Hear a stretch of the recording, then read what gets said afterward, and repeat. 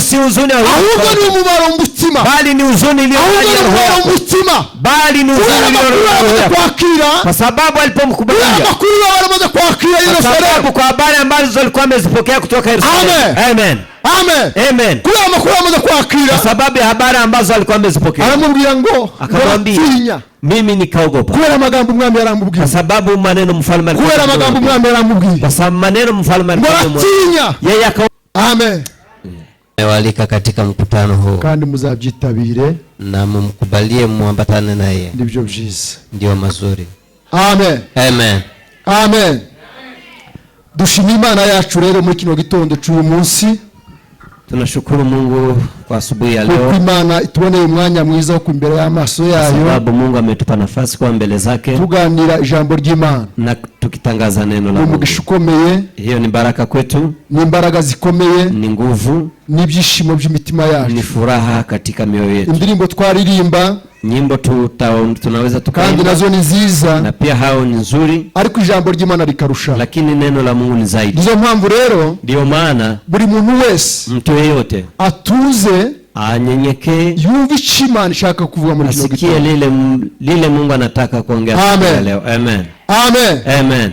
Ikindi shima Imana, neno lingine nitashukuru Mungu. Imana kuko yaturinze kicyumweru cyose. Mungu kwa sababu ametulinda wiki. Harabakirwayemo, kuna wale wamegonjeka, harabahuye n'ibibazo bitandukanye, wamekumbana na shida tofauti, ariko Imana yakoze imirimo n'ibitangaza. Mungu amefanya maajabu. Uyu munsi ikaba leo ametupa nafasi ya kukuhimbaza. Amen. Si kubwacu, si kwa nguvu zetu, ahubwo ni kubw'Imana, bali ni nguvu za Mwenyezi Mungu. Imana nitanga Mungu anatoa nafasi hiyo. Ngiye tubona bigoye tuzazaniwe cyane, wakati tunaona ni ngumu kwetu, ariko Imana kuko ari Imana, lakini kwa sababu Mungu ni Mungu, ifite umugambi ku buzima bwacu buremure, kandi ibyo ishaka kutugirira na yale ambayo anataka kutendea siku ya leo ni mazuri. Amen. Amen. Amen. Amen. Amen. Hallelujah. Kindi shima Imana, neno lingine ndashimana kubwa mwene data, nashukuru kwa ndugu, Imana gweze mugisha, Mungu akubariki kuba duteranye nawe uyu munsi, kwa sababu tumekusanyika na wewe siku ya leo. Ndishimye cyane, umutima wanjye urishimye, nimefurahi na roho yake inafurahi kuba duteranye uyu munsi. Imana gweze mugisha, Mungu akubariki, kandi nawe wegere mu nzu y'Imana, na ukaribieni katika nyumba yako. Azafasha, yeye ananisaidia, barabanye, wameishi pamoja na yeye, ndishimye cyane, umutima wanjye urishimye. Amen. Amen. Amen. Amen. Amen. Hallelujah. Abantu tureke guhuga, reka dusome amagambo y'Imana. Tasoma neno la Mungu, ni igitabo cya Nehemia. Nehemia turasoma ni ibice 2 n'umurongo wa 17, sura yake ya pili mstari wake wa 10, ni ibice 2 umurongo wa 17, sura yake ya pili mstari wa 17. Reka dusome mu izina rya Yesu. Acha tusome katika jina la Bwana. Navuze ngo mpera ko ndababwira ntimureba ko tumeze nabi, ko i Yerusalemu habaye amatongo n'amarembo yaho akaba yarahiye. Nimuze twubake inkike i Yerusalemu, tutagumya kuba igitutsi. 18 mbabwira ukuboko kw'Imana yanje uburyo kwangiriye neza. Mbabwira n'amagambo umwami yambwiye, baravuga bati nimuhaguruke twubake, nuko biyungamo bagira imbaraga zo gukora uwo murimo mwiza. Amen. Amen. Amen. Amen. Amen. Hallelujah. Aya ni amagambo ya Nehemia. Haya ni maneno ya Nehemia. Nashatse kuvuga ko Nehemia, nimetaka kuzungumza kwamba Nehemia, imirimo y'Imana yakoze, kazi za Mungu alizozifanya, intwari y'Imana, yeye ni shujaa wa Mungu, ni umugabo w'Imana, yeye ni mume, ni umugabo watekereje cyane, yeye amefikiria zaidi, ni umugabo wumvishije Imana, yeye amesikia sana, ni umugabo wagize ishaka ry'Imana, yeye amekuwa na hiyo. Nashatse ko tuvuga amagambo yo kubaka Imana. Haya ndiyo maneno tunataka tuzungumze. Nashatse ko tuvuga amagambo yo kubaka. Nataka tuzungumze maneno ya imbaraga za mugenzi wawe. Wewe ni nguvu ya ndugu yako, uri rugingo rwa mugenzi wawe, wewe ni kiungo cha ndugu yako. Twese duhagurukiye imwe, sisi wote tukiambatana, ishimana yakora, na lile Mungu anaweza kufanya, tukabasha kuba ku murimo w'Imana, tunakuwa na nguvu za kujenga kazi yetu. Lakini tukifikiria sana, tukamenya imirimo Imana yakoze, na tukajua yale Mungu ambaye amefanya, tukamenya imbaraga dufite, tukajua nguvu tunazo, nishaka ryinshi, hata na hiyo tunayo, byatuma dutekereza ku murimo w'Imana. Naweza tukafikiria katika neno lako, kuko buri wese wicaye hano, sababu yule yote ambaye ameketi hapa agomba kugira uruhare kugira ngo umurimo w'Imana uhagarare nafasi ya kujenga kazi ya Bwana. Amen. Amen. Amen. Tuane. Hallelujah. Amen. Amen. Hallelujah. Nehemia huyu ndio mwandishi wa kitabu. Yeye ndiye mwandishi wa kitabu hiki. Yachandise mu mwaka 400. Ameandika katika mwaka 44 na 44 mbele ya Yesu Kristo, kabla Yesu kuzaliwa. Yachandikia Yerusalemu. Yeye amekiandikia Yerusalemu. Bataraja mu bunyage, kabla waende utumwani. Ndipo yachandise. Yeye ndipo alipoandika kitabu. Hanyuma Nehemia arafite ibintu bibiri yakoze. Nehemia kuna maneno mawili ambayo alikuwa nayo. Cyangwa magambo yamurangaga. Ama kuna maneno mawili alikuwa mazuri. Nehemia yari umunyamasengesho. Yeye alikuwa ni muombaji. Yari umunyamasengesho. Yeye alikuwa ni muombaji. Yakunda gima. Yeye alikuwa akimpenda Mungu. Yagira umwanya wo gusenga. Yeye alikuwa na nafasi ya kusenga kama vile wewe na wari umwanya wo gusenga. Ilikuwa ni wakati wa kuomba. Hayo yalikuwa maneno yake. Hiyo ni jambo la mbele yake. Neno lake lilikuwa likimuonesha. Jambo la kabiri. Neno la pili. Nehemia aliyagumweta ku murimo. Nehemia alikuwa na bidii katika kazi. Yagumweta ku murimo. Yeye alikuwa na bidii katika kazi. Yagiraga umwete mu byakora byose. Yeye alikuwa na bidii katika kazi. Yagikora kushake. Yeye alikuwa akifanya kwa mapenzi. Pia na nguvu nyingi. Hicho ni chaka bicaranga. Hiyo ndio neno la pili la Nehemia. Neno la tatu. Yari umunyambaraga. Yeye alikuwa ni mwenye nguvu. Yeye alikuwa na mwenye nguvu za kimwili. Yeye mwili wake ulikuwa na nguvu. Neno la nne. Nehemia ngo ari umunyamushinya. Yeye alikuwa ni mwenye hasira. Yararakaraga cyane. Yeye alikuwa mwenye hasira sana. Yarakaraga vuba cyane. Yeye alikuwa akikasirika. Hayo ndio maneno maana alikuwa akimuonesha Nehemia. Hayo ndio maneno maana alikuwa akimuonesha Nehemia. Amen. Amen. Amen. Yesu manichubaho. Mpe Bwana utukufu. Hallelujah. Hallelujah. Nehemia huyu. Ikindi Nehemia yakoze. Neno lingine Nehemia alifanya. Walipoingia katika utumwa. Walipotoka tena utumwa. Nehemia ana magambo yakoze. Nehemia kuna maneno ambayo ameyafanya. Yatase Yerusalemu. Yeye amepeleleza Yerusalemu. Ari wenyine. Akiwa peke yake. Kandi ngo nta muntu yigeze abwishima na kuna yule ambaye niliambia lolote lile Mungu amekuweka moyo. Farashari muhese. Isipokuwa farashi ilikuwa ikienda naye. Niyo bajanye ameenda na yeye na pia akapeleleza mji huu. Amen. Amen. Ikindi Nehemia yakoze cyane. Nyingine Nehemia amelifanya. Nehemia yeye amejenga kuta. Yeye amejenga kuta. Yeye amejenga kuta hizo. Amaze kugera Ishushani. Walipofika katika Shushani. Unyage. Katika utumwa. Haraona somye. Kuna mahali nimesoma. Yaraguwe neza cyane. Alikuwa na maisha mazuri. Kibazo yarafite. Kuna shida lolote kuko yari ibwami. Kwa sababu yeye alikuwa yeye alikuwa akifanya kazi katika jambo ry'Imana nasomye. Neno la Mungu nimelisoma. Baravuga ngo wakasema yari mu nzu y'umutamenwa. Yeye alikuwa katika nyumba ya magambo yarafite amahoro yose. Yeye alikuwa na amani yote. Inyuma wo muri abagabo nagatuje. Kimuona alikuwa ni kama alikuwa kwa. Lakini si hivyo ilikuwa. Kuko alishamuryaga mu mutima. Sababu kuna lile lilikuwa likiumiza roho yake. Amen. Amen. Amen. Amen. Amen. Amen. Amen.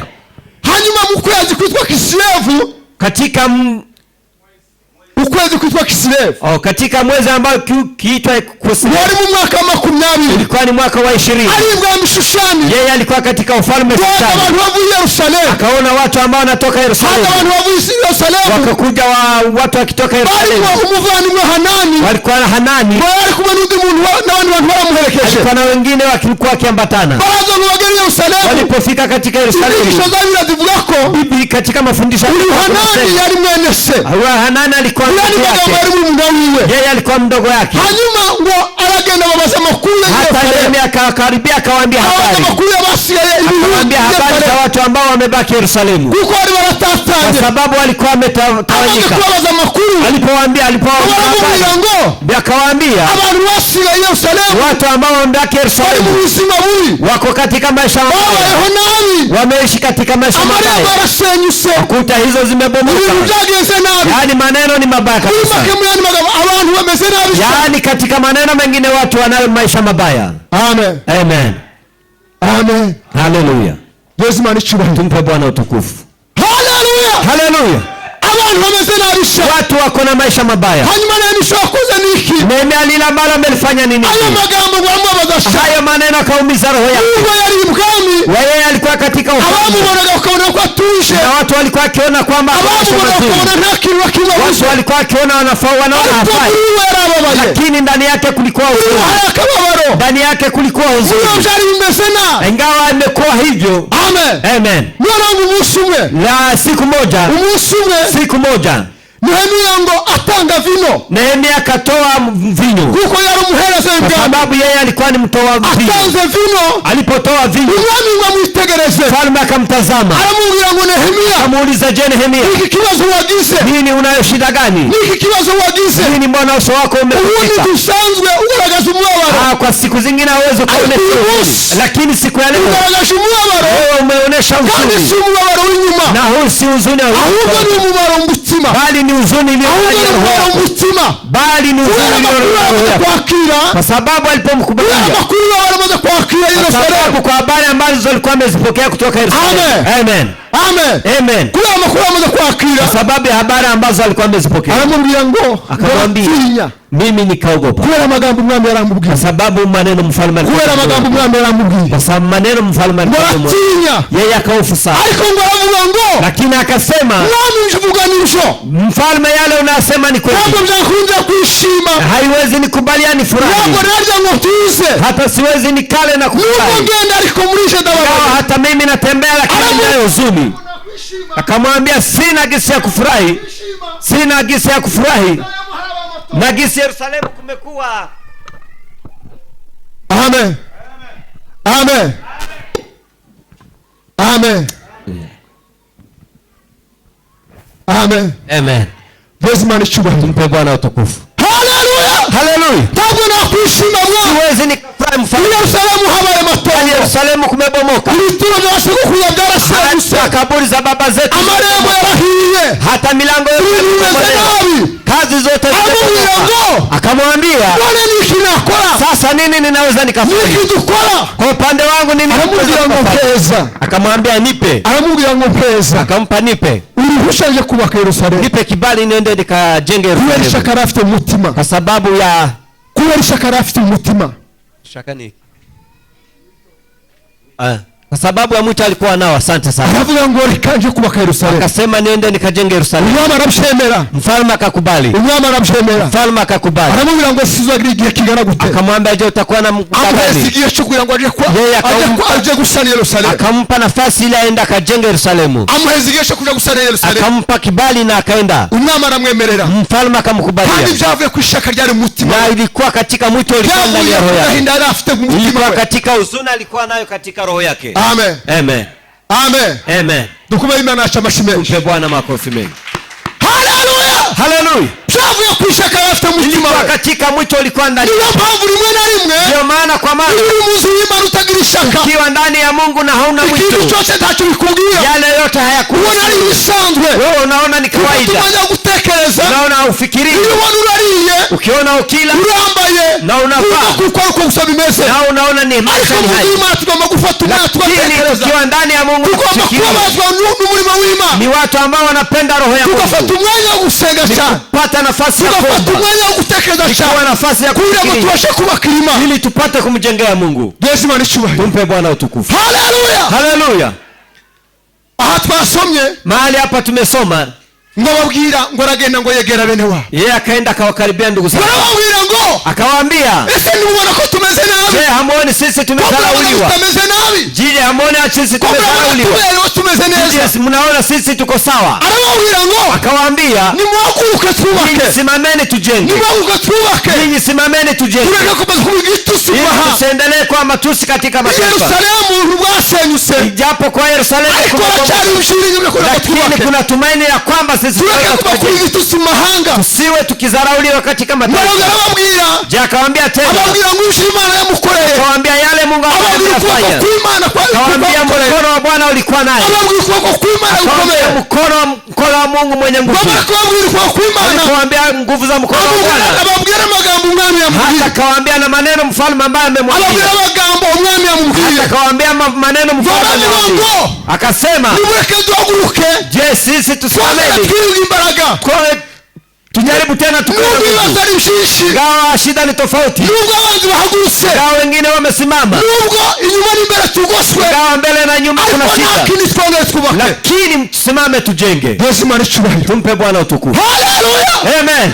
Hallelujah. Hallelujah. Ariko twongere twubaka irima. Bali tena tumjengee Mungu. Twongere dusana amarembo. Tena tujenge milango. Nizo mpamvu. Ndio maana kubaho kwawe muri itorero. Kuwepo wako katika kanisa. Kuna lile ambalo ili kazi ya Mungu iendelee. Kuna lile ambalo unaweza kufikiria. Ukiweka mkono wako. Ukiweka mkono wako kwa kuomba. Yale tunayofikiria na tunaweza tukayafikiria. Bwana. Amen. Amen. Amen. Amen. Amen. Hallelujah. Amen. Hallelujah. Ndababwira ku marembo yubaswe. Nimetawaambia katika malango ambayo yamejengwa. Marembo yubaswe.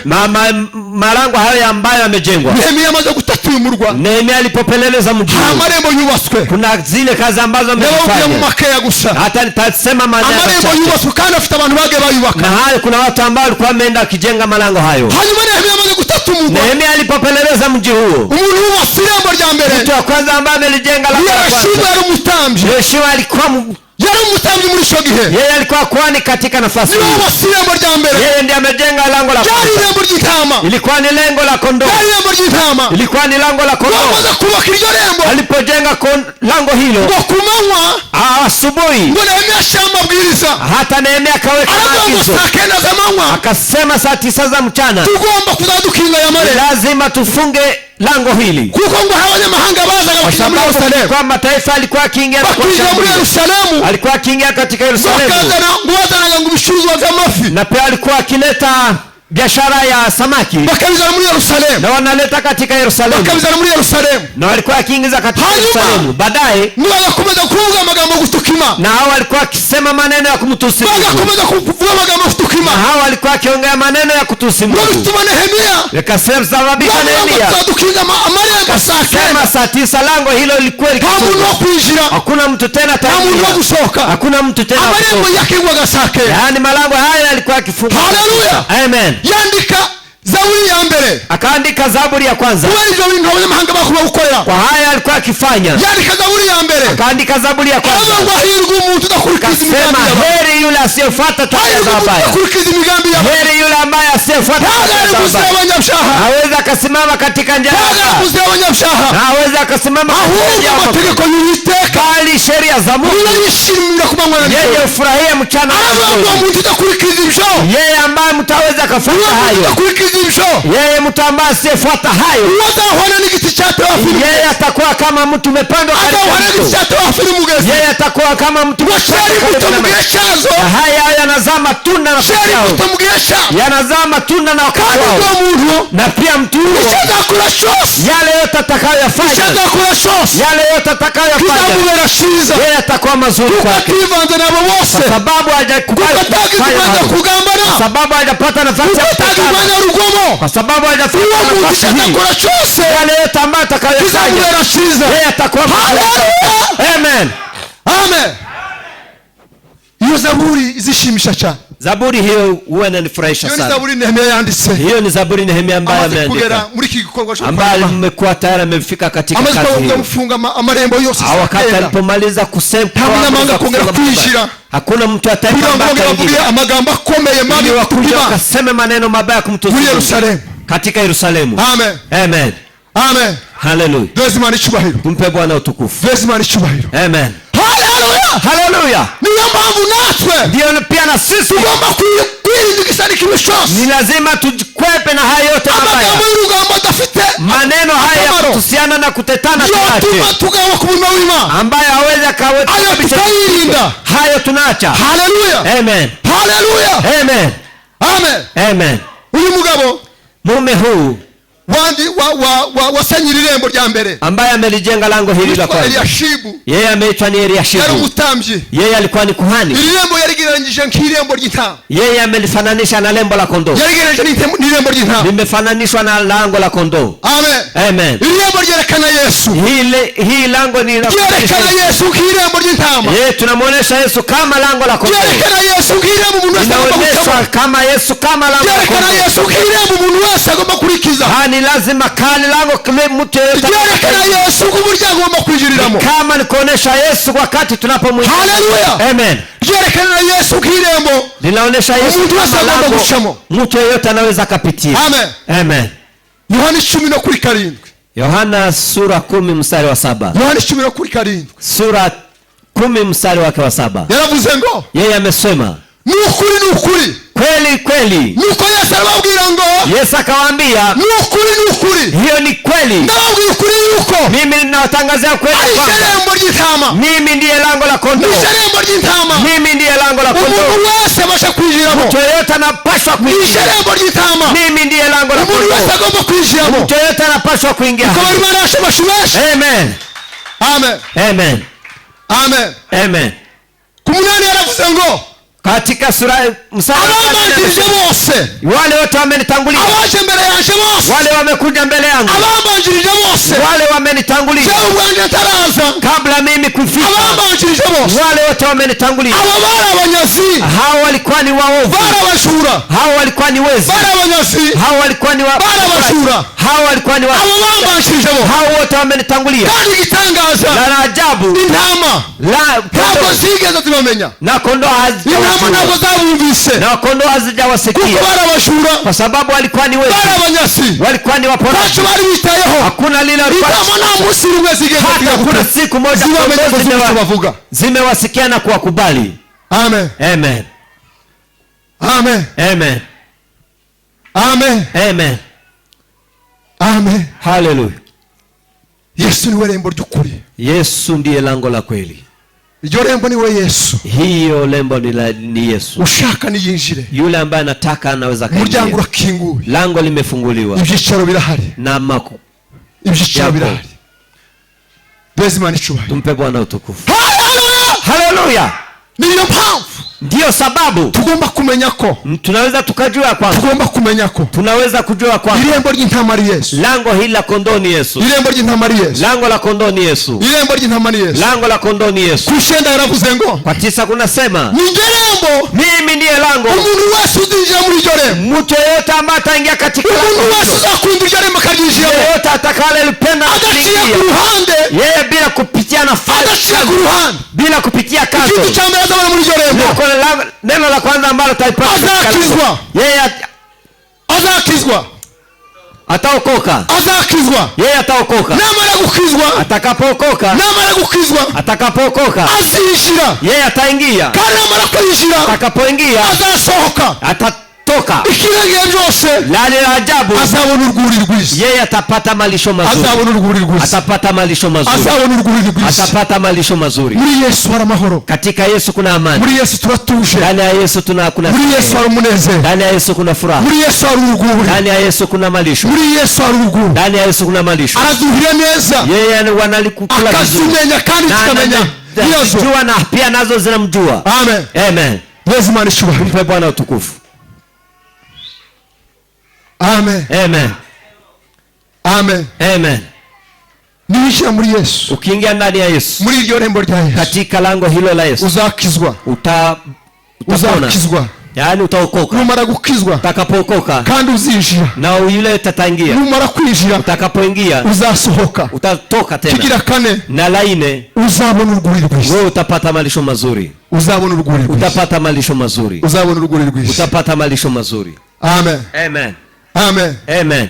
Kwishumi yaravuze ngo, katika mstari wake wa 10 umwanzi we, yule umwanzi, mwizi, nta kindi kintu kiza kimuzana, hakuna lile ambalo linakalomleta, kizana umujura, hakuna lingine linaloleta mwizi, usije kwisha, isipokuwa kuua no kurimbura, na kubomoa, no kurimbura, na kubomoa. nako niko kamaro k'umujura. Hayo ndiyo maisha kuko ntabwo azaca mu irembo. Yeye aweza kapitika iteka ryose atekereza intama nabi, wakati wote atakapofikiria. Iteka ryose atekereza kuzigirira nabi, yeye anafikiria mabaya wakati wote. Aisha karimbura, yeye ni kuwa na kuangamiza, akanyaga akakora ibintu bibi, yeye ni kupora na kubomoa kabisa. Umwami Yesu, lakini mfalme Yesu, Umwami Yesu, lakini mfalme Yesu, Umwami Yesu, lakini mfalme Yesu yaje kugira ngo, yeye amekuja, yaje kugira ngo, yeye amekuja, yaje kugira ngo, yeye amekuja intama ziwe, kondoo zake zibone ubugingo, zipate maisha, zibone ubugingo, zipate uzima. kandi si ubugingo gusa, si uzima peke yake, ndetse zibone bwinshi, pia uzima mwingi, ndetse zibone ubugingo bwinshi, pia uzima wa milele. zizabona ubugingo, zitapata uzima, kandi zizabona bwinshi, na pia wa milele. dukomere Imana yacu amashyi. Tupe Bwana utukufu. Amen. Amen. Amen. Amen. Amarembo niyugururwa, amarembo niyugururwa, mbega umunezero tuzabonera, amarembo niyugururwa, mbega umunezero tuzabonera, amarembo niyugururwa, mbega umunezero tuzakabonera, amarembo niyugururwa, amarembo amarembo niyugururwa, amarembo niyugururwa, mbega umunezero tuzakabonera, amarembo. Hallelujah. Hari umunezero mu irembo, kuna furaha katika lango, hari umunezero mwinshi mu marembo y'Imana, kuna furaha katika lango la Bwana, hari umunezero mu bikari by'Imana, kuna furaha katika nyumba ya Bwana. Tukiingia tuzabona umucyo utangaza, tutakapoingia tutapata maisha mazuri. Amen. Amen. Amen. Amen. Yesaya amuvuze neza. Yesaya amesema vizuri. Yesaya amuvuze neza. Yesaya amesema vizuri. 53 no kubice 7. 53 mstari wake wa 7. 53 n'ibice 7. 53 yaravuze ngo yarenganya ariko yicisha bugufi. Yeye amezarauliwa lakini amenyenyekea. Yararenganya ariko yicisha bugufi. Yeye amezarauliwa lakini amenyenyekea. Ntiyigeze abumbura kanwa, hata hajafungua kinywa chake. Ntiyigeze abumbura kanwa, hata hajafungua kinywa chake. Ngo yarameze nk'intama ijambo kuba. Yeye alikuwa kama kondoo machinjoni. Ngo yarameze nk'intama igiye kuba. Yeye alikuwa kondoo kama machinjoni. Ariko ngo hamwe n'ibyo byose, lakini hayo yote ntiyigeze abumbura kanwa, hajafungua kinywa chake. habumbura kanwa ke, hata hajafungua mdomo wake avuga apate la kusema. yicishe bugufi, yeye amenyenyekea sana, kugira ngo, kwa sababu jewe na mimi na wewe ili tupate wokovu. Akasema tena ngo yarameze nk'intama, yeye alikuwa kama kondoo, cecekera imbere ababikemura, ilikuwa kinyenyekea wale ambao sana muri we. Yeye alikuwa amenyenyekea sana, yeye alikuwa amenyenyekea sana. Ndio maana amefikia katika ushindi, ndio maana amefikia katika ushindi. Yeye amesema lango hilo, yeye ameliingia akiwa na vazi la miba, yeye amelivaa akiwa na vazi la miba. Akasema katika lembo hilo na kivaa taji hilo, na atakuja kuwa na kuja katika ufalme wa miaka. Ndiye amelembo amepitia, ndiye amelikuwa vataji la miba, na pia ataingia katika lembo na ataingilia katika lango hilo, na atakuwa kuja katika miaka, na yeye atakuwa amevaa taji la uzima. Hallelujah. Hallelujah. Amen. Amen. Bantu bari nyuma dozi Imana icubahiro, walio nyuma tumpe Bwana utukufu. Nikiangalia nyuma kuna watu ambao sijui ni nini, ariko mujye mugerageza twumve ijambo ry'Imana, lakini jaribuni tusikie neno la Mungu. Amen. Amen. Amen. Amen. Amen. Amen. Amen. Ibyahishwe 19 Ufunuo 19 murongo 11 murongo 11 19 mstari wake wa 11 murongo 11 mstari wake wa 11 no kuchunga ugaza ku 16 na kufikia katika mstari wa 16. Amesema kwamba iryo rembo lango hilo kuri twebwe nagakiza, kwa sisi ni wokovu, kuri twebwe nagakiza, kwa sisi ni wokovu, kuri twebwe nagakiza, kwa sisi ni wokovu, kuri twebwe tulibona kagakiza, kwa sisi tunaliona kama wokovu, nagakiza kacu, ni wokovu wetu, nagakiza chacu, ni wokovu wetu. Amen. Amen. Umutima uraririmba yuko nawohowe rwose, negereye umwami Yesu ndirimba n'umunezero. Negereye umwami Yesu ndirimba n'umunezero. Umurindi w'ubuntu bwe uri mu mutima wanje, agakiza ke muri nje ni kumuraba munyazi. Agakiza ke ni kumuraba munyazi.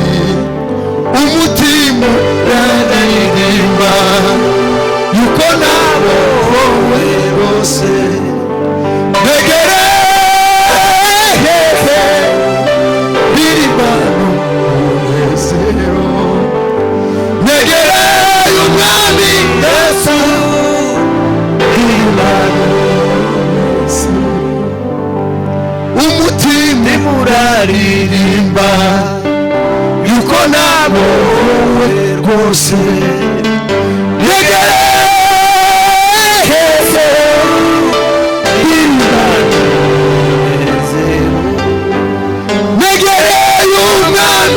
Yesu ndirimba haleluya. Negereye umwami Yesu nimemkaribia mfalme mwenye kuielewa lango la wokovu. Awachungwe wose wale ambao wameokoka agakiza kima. Sisi tumepata wokovu. Sisi tumepata wokovu wa Mungu. Tumeingia ndani yake na roho zetu zinafurahi. Na roho zetu zinafurahi. Iryo rembo ni Yesu. Lango hilo ni Yesu. Ushaka ni yinjire. Yule ambaye anataka aingie. Ushaka ni yinjire. Atakaye aingie. Imiryango kinguye. Hapo zimefunguliwa. Ujishira birahari. Na makao yapo. Tukomere Imana ashama chimbe. Bwana utukufu sana. Amen. Amen. Amen. Amen. Amen. Amen. Irembo rya kabiri. Ne lango la pili. Ariko ari ryo rya kane. Na ni la nne tena. Amen. Amen. Irembo litwisha guca bugufi. Ni lango ambalo linatufunza sisi kunyenyekea. Irembo ryo mu kibaya. Ni lango la mabondeni. Ni irembo ryo mu kibaya. Lango la mabondeni. Litwigisha guca bugufi. Linatufunza sisi kunyenyekea. Litwigisha guca bugufi. Sisi linatufunza kunyenyekea. Kandi irembo na pia lango hili linavuga ngo Biblia inasema uzishira hejuru. Yule ambaye atakayeinua. Uzishira hejuru. Yule ambaye atakayejiinua. Uzamanurwa. Yeye atashushwa. Ariko ucisha bugufi. Yule ambaye atakayenyenyekea. Ucisha bugufi. Yule ambaye atakayenyenyekea. Uzazamurwa. Pia huyo ndiye atapata. Kuko ari ushishye. Sababu ndiye amenyenyekea. Ndiye amenyenyekea. Ko twebwe ninatuambia kwamba sisi tugomba kwicisha bugufi mbele. Lazima tunyenyekee. Tugomba kwicisha bugufi. Lazima sisi tunyenyekee. Tugomba kwicisha bugufi mbele. Lazima sisi tunyenyekee. Tugomba kwicisha bugufi mbele y'Imana. Sisi ni kunyenyekea mbele za Mungu. Tugomba guca bugufi cyane. Wakristo ni kunyenyekea sana. Tugomba kubahima. Wakristo ni kumtii Mungu. Tugomba gutekereza imbaraga z'Imana tukubaha. Kufikiria nguvu za Mungu. Tugaca bugufi cyane. Na pia tunanyenyekea sana. Amen. Amen. Amen. Amen. Irembo rya gatanu rya gatatu. Neno la lango la tatu na pia ni lembo na ni lango la tano. Amen. Amen. Ni rembo ry'imyanda. Hiyo ni lango la uchafu. Ni rembo ry'imyanda. Ni lango la uchafu. Iryo rembo na lango hilo ryagerizana Yerusalemu ibibazo byinshi. Lilikuwa likiletea taifa la Israeli madhara mengi. Yerusalemu ibibazo byinshi. Lilikuwa likileta madhara mengi kwa Israeli. Kuko imyanda yose yavaga muri Yerusalemu. Sababu uchafu wote ulikuwa ukitoka Yerusalemu. Inyuma y'umurwa. Na ilikuwa kichoma ndani nje ya mji. Iryo rembo ry'abanzi bashemo wana. Hiyo ndilo lango la wasi walikuwa kipitia. Hiyo ni lango lilikuwa mbaya sana. Na ilikuwa likipitia uchafu. Uchafu wote ulikuwa katika na walikuwa wakienda kuchoma. Na mahali hapo alikuwa akichoma. Mahali hapo alikuwa na kulikuwa moto usiozima. Kulikuwa moto wa siku zote. Nilikuwa moto ulikuwa kiwaka. Mfahamu aratuyangwa ahantu akawaambia mahali hapo mahali hapa hata ngombe na masangu mukeni yafaga ama maskini kumita muri uwo muriro. Hao walikuwa kienda kumzika katika moto huo. Na siku moja kukautania wanaume wawili hapo wamekutania hapo wakaenda kuangalia moto huo. Uitwa Gehe. Ambaye anaitwa Gehe na Henum. Ngo bahagere walipofika wakaona ni moto ambao hauwezi kuzimika, wakaona ni moto unaendelea kuwaka, wakasema mahali hapa kumeitwa Gehenum. Kumeitwa Gehenum. Yaani moto huyo ndio utachoma wenye dhambi moto ambao utakawachoma wenye dhambi ni huu. Amen. Amen. Sema kwa sisi ambao tumeokoka. Sisi ambao tumeokoka. Wakati tumekumbana na shida hizi. Wakati umefanya dhambi. Wakati tumeanguka. Ni lazima tumrudie Mungu na tupate kutubu. Hiyo ni kutubu, ni la maana kwa Kristo. Kutubu ni lazima kwa wale ambao wamemjua Mungu. Lakini wenye dhambi hao wataungua kupitia moto huu wa Gehenum. Amen. Amen.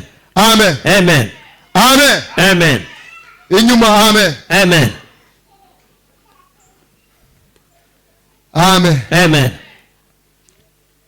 Imana yacu ni yo kwizerwa. Mungu wetu ni wa kuaminika. Imana yacu ni nyembaraga. Mungu wetu ni mwenye nguvu.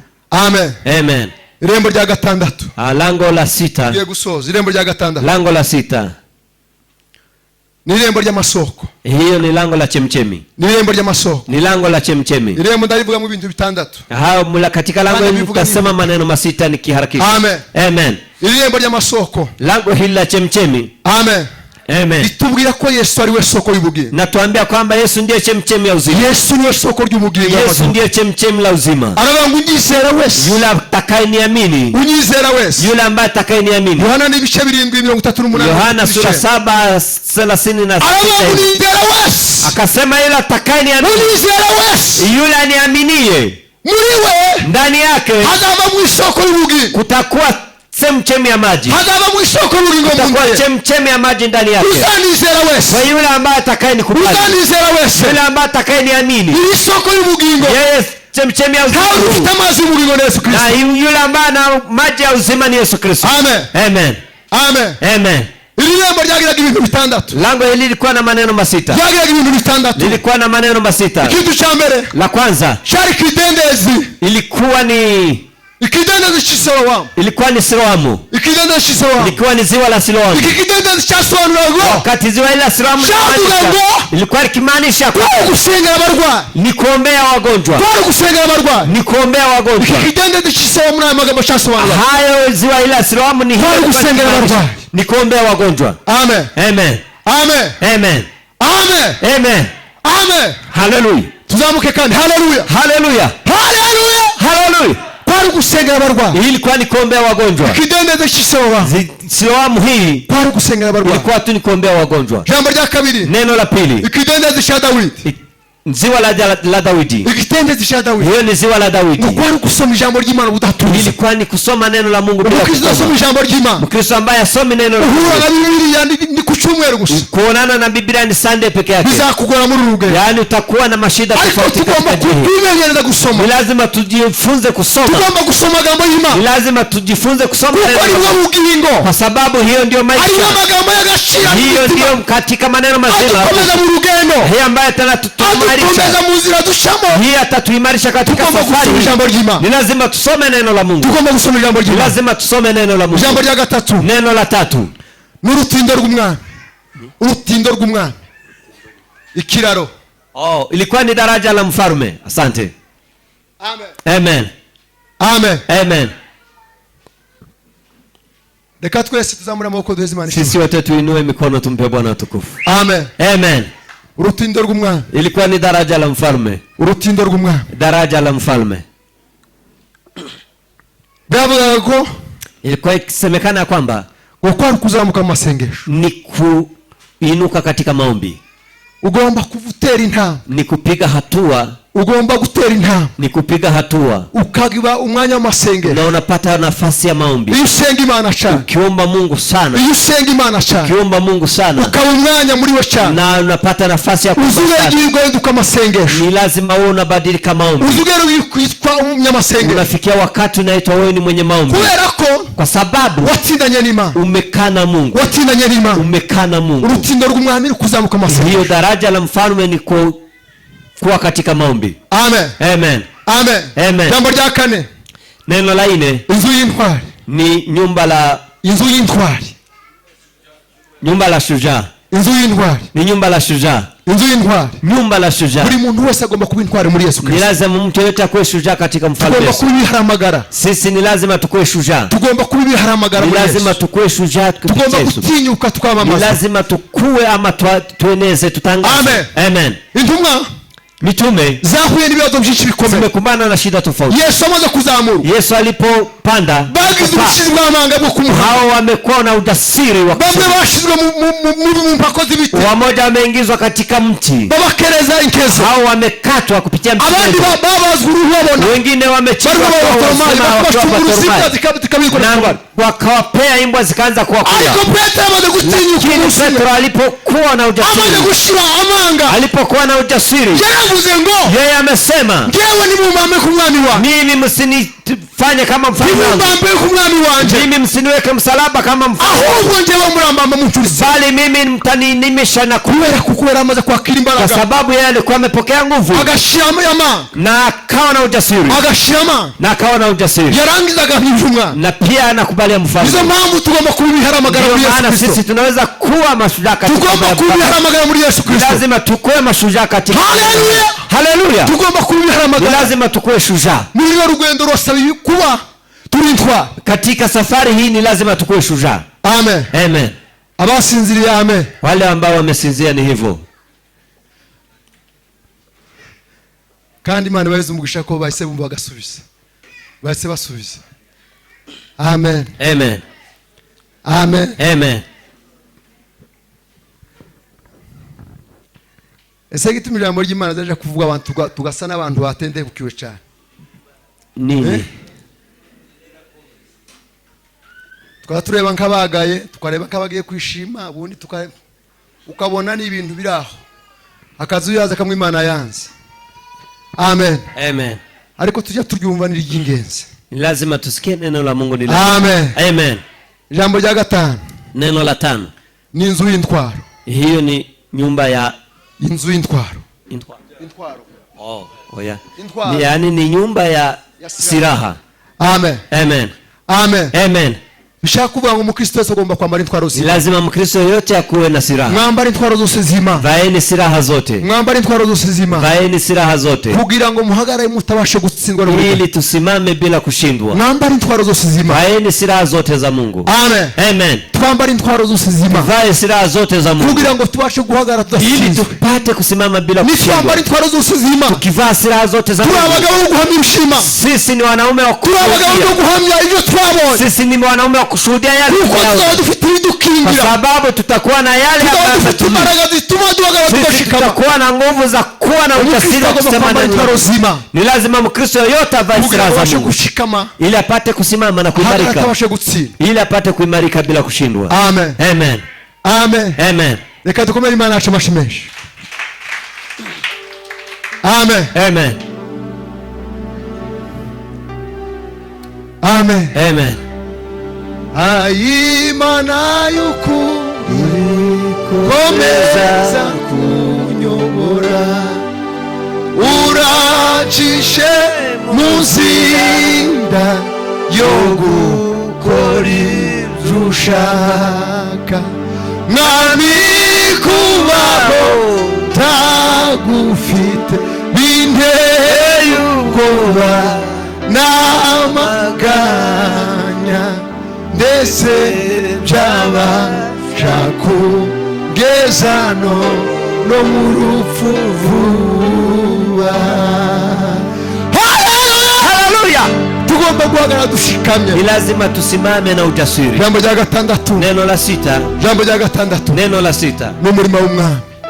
Umurima w'umwami ni shamba la Mungu. Umurima w'umwami, shamba la Mungu. Bisobanura ngo twebwe, ni inamaanisha kwamba sisi tugomba gukura mu mwuka. Ni lazima tukue katika kiroho. Tugomba kwera imbuto tugakura mu mwuka. Ni lazima tuzae matunda katika kiroho. Haramwanditse ngo, na mahali mwandishi ameandika, kiri umwana atekereza nk'ijana. Akasema nikiwa mtoto nilikuwa nikifikiria kama mtoto. Kiri umwana atekereza nk'ijumwa. Nikiwa mdogo nilikuwa nimefikiria madogo kama mtoto. Nilikuwa nikila kama watoto. Ariko maze gukura, lakini nilipokuwa maze gukura, nilipokuwa mtu mzima, nabashe gutekereza nk'abantu bakuru. Mimi nimefikiria kama watu wazima. gukura mu mwuka. Mimi nimekuwa katika kiroho. Nabashe gukura mu mwuka. Mimi nimekuwa katika kiroho. Menya gusobanura amagambo mvuga. Mimi kutenganisha maneno tutakayosema. Kuzamuka tukaba mu mwuka. Ndio maana sisi tunaweza kuinuka na kusimama na kuwa katika. Amen. Amen.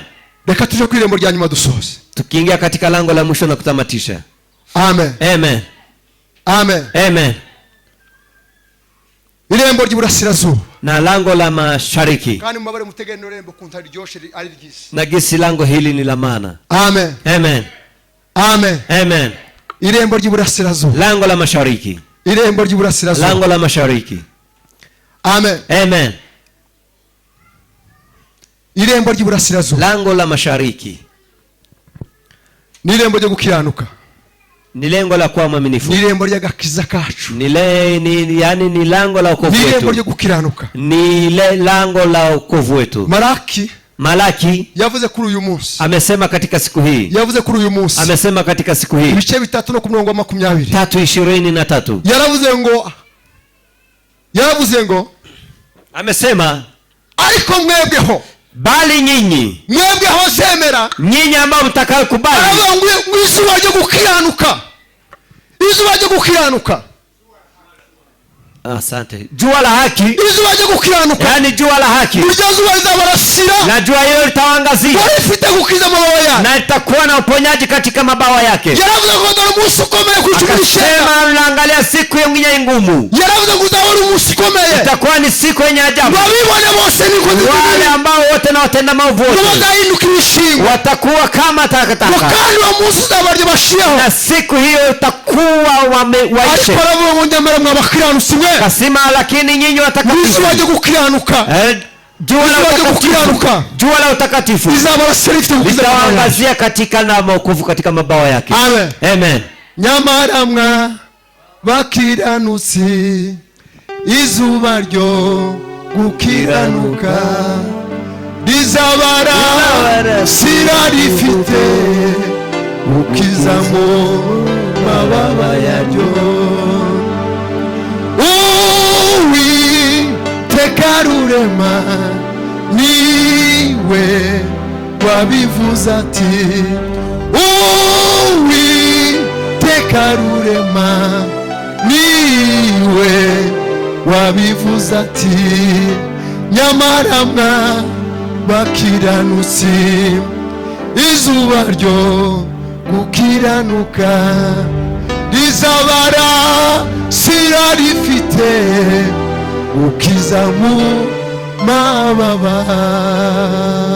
Haleluya. Haleluya. Izuba ryo gukiranuka. Jua hilo la abakiranutsi zabarasira. Pia watakatifu litawaangazia likiwa na uponyaji. Litakuwa na uponyaji katika mabawa yake. Lakini watakatifu hao hao watatoka na kucheza. Hao watatoka na kucheza. Hao ni kama watoto wa ng'ombe. Yani watacheza kama watoto wa ng'ombe malishoni. Kwa sababu atakuwa wameangazia na jua la wokovu. Kwa sababu atakuwa ni watakatifu mbele za Mungu. Watakuwa ni watakatifu mbele za Mungu. Amen. Amen. Akasema lango hilo mpaka saa hii linafungwa. Mpaka saa hii lango hilo linafungwa. Amen. Amen. Hao kuna wakuu 24.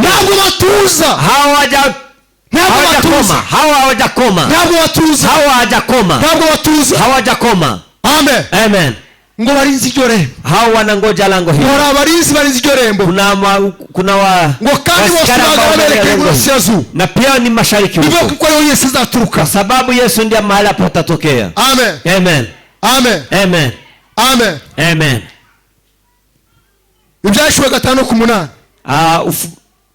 Ufunuo wa Yohana 5:8. 5:8. 5 na mstari wake wa 8. Haravuga ngo amaze kwenda ico gitabo. Akasema wakati amechukua kitabu hicho. Amaze kwenda ico gitabo. Wakati amechukua kitabu hicho. Amaze kwenda ico gitabo. Alipopokea kitabu hicho. Ibisima 4. Hao wakuu 4. Na wakuu 24. Na pia wakubwa 24. Na wakuu 24. Na pia wakubwa 24. Ngo bose bikubita hasi. Wote wakaanguka kifudifudi. Yumwana imbere mwana w'intamba w'Imana. Wa mbele za mfalme mwana wa Mungu. Ngo warafite inzabya. Walikuwa na warafite dhahabu. Walikuwa na dhahabu. Ngo ni zabla zibumba. Na pia na simbizi ariko namwe mumvishisha. Amen. Amen. Amen. Amen. Wakandi na pia ngo zari zirimo imibavu na kulikuwa manomano. Iyo mibavu na hiyo manokati amasengesho abe ilikuwa ni maombi ya amasengesho abe ilikuwa ni maombi ya watakatifu. Amasengesho abe hiyo ilikuwa ni maombi ya watakatifu. Dukomere Imana shimashime. Amen. Amen. Amen. Amen. Amen. Amen. Amen. Ijoro ngo rihere ku musozi wa Elayono. Lango hilo liko katika mlima wa Elayono. Ku musozi hagati ya Mezetuni. Na katikati ya mlima wa Mezetuni. Amen. Amen. Amen. Amen. Amen. Hallelujah. Ijoro kuri twebwe. Lango hilo katika sisi. Ni rembo ry'ibyiringiro. Ni lango la matumaini. Yobu yaravuze ngo Yobu amesema kwa harashari ibyiringiro. Pia kuna matumaini. Harashari ibyiringiro. Kuna hayo matumaini. Yuko igitsini gitemwa. Kama mtu utakapokatwa. Kizongera kikabaho. Ni lazima tena uitena. Kuri twebwe wa Kristo. Lango hilo katika sisi. Ni rembo ry'agakiza. Hilo ni lembo la matumaini. Ni rembo ry'ibyiringiro. Hilo ni lango la matumaini. Ni rembo ry'ibyiringiro. Hilo ni lango la matumaini. Ni rembo rituma tumenya kutumaliza. Sisi ninatuambia kwamba umwami azagaruka. Tujue kwamba mfalme atarudi. Ni rembo ry'ibyiringiro ku Mukristo. Hilo ni lango la matumaini. Umwami azagaruka. Mfalme atarudi. Umwami azagaruka. Mfalme atarudi. Ntabwo ari ibinyoma. Hiyo si yeye ameenda kutuandalia. Yeye ameenda kuandalia. Lakini na mahali najua mnajua. Mahali nimeenda mnajua. Lakini ahadi nimewapa. Mimi nitarudi siku moja. Mimi nitarudi siku moja. Yeye kuna matumaini. Kuna matumaini. Kuna matumaini ya wokovu. Amen. Amen. Amen. Amen. Dufite ibyiringiro bifite ubugingo. Sisi tuna matumaini ambayo kuna uzima. Dufite ibyiringiro bizata. Matumaini yetu yana uzima. Dufite ibyiringiro byo kubana n'Imana. Matumaini yetu ni ya kuishi na Mungu. Dufite ibyiringiro byo kubana n'Imana. Matumaini yetu ni kuishi na Mungu. Hari ibyiringiro byo kuzabona Imana. Kuna matumaini ya kwamba tutaona Mungu. Haleluya. Haleluya. Hari ibyiringiro byo kuzabona Imana. Kuna matumaini ya kumuona Mwokozi wetu. Kubabazwa keshi. Bali ya kuteswa mara nyingi. Bali ya kuwa mtoto. Hari ibyiringiro. Pia kuna matumaini. Hari ibyiringiro. Kuna matumaini. Hari ibyiringiro. Kuna matumaini. Hari ibyiringiro. Kuna matumaini. Umwami azagaruka. Kwamba mfalme atarudi. Amen. Amen. Amen. Amen. Amen. Amen. Umwami azagaruka. Mfalme atarudi. Umwami azagaruka. Yesu atarudi. Amen. Hallelujah. Tuwezi manishuwa. Tumpe Bwana utukufu. Amen. Amen. Izo mpamvu tugomba ibyo dukora byose. Ndio maana yale tutakayofanya hari umunsi wo kuruhuka. Tutajua kwamba kuna siku ya kupumzika. Hari umunsi wo kuruhuka. Kuna siku ya kupumzika. Kuko dufite ibyiringiro by'ejo. Sababu tunayo matumaini ya kesho. Kuko dufite ibyiringiro kuingia mu. Tunayo matarajio ya kuingia katika ufalme wa Mwokozi. Amen. Amen. Amen. Hallelujah. Amen. Hallelujah. Abamukoreye neza bose. Wale ambao wametenda mazuri kwake. Abakoze neza. Wale wametenda mazuri kwake. Abagishwa kwa kumurimo w'Imana. Wale ambao wamefanya kazi yo guhembwa. Kuna siku ya kuishazwa. Kuna siku ya kuketishwa. Mazi tugahembwa. Na wataketishwa na wapokee malipo. Mazi tugahembwa. Na pia tulipwe. Tugahembwa. Na tutalipwa. Amen. Amen. Amen. Amen. Umuri yaravuze ngo mwimbaji amemba akasema ibyiringiro byanje. Matumaini yangu. Ibyiringiro by'umutima wangu. Matumaini ya roho yangu. Zabimariko na Mungu. Mimi nitashuka katika kaburi. Mbigane kumyugara y'ikuzimu. Pia nitaingia kuzimuni nayo. Mbigane kumyugara y'ikuzimu. Na nitakuwa nayo katika hanyuma bali ngomaze misoze mu bugingo. Siku moja nitafusoze mu bugingo. Nitaingia katika nayo katika tumanuka na Mungu. Matumaini haya ndio tunashuka nayo.